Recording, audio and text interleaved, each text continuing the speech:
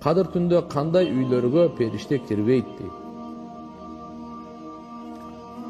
Периште өзү не только кадыр түнү меселе жөнөкөй күндөрү деле кирбейт. Кайсы үйдө сүрөттөр болсо, ит болсо кирбейт пайгамбарыбыз. Жана сөлөкөт болсо.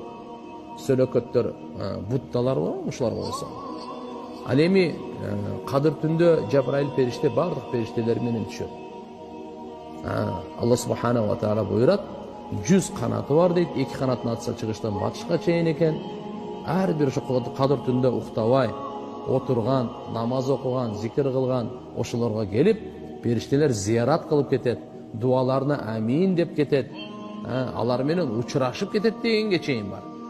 Алар учурашып кетет. Таң атканга чейин болот алар. Таң атканда анан кийин кеттик дейт, баары чыгып кетишет. Албетте ошол жерде периштелер, Жабраил периште айтат экен, Алла Таала Мухаммад пайгамбардын үммөтүнө кандай мамиле кылды дегенде, Жабраил алейхиссалам айтат экен, баарын күнөөлөрүн кечирди ошо түндүн урматына.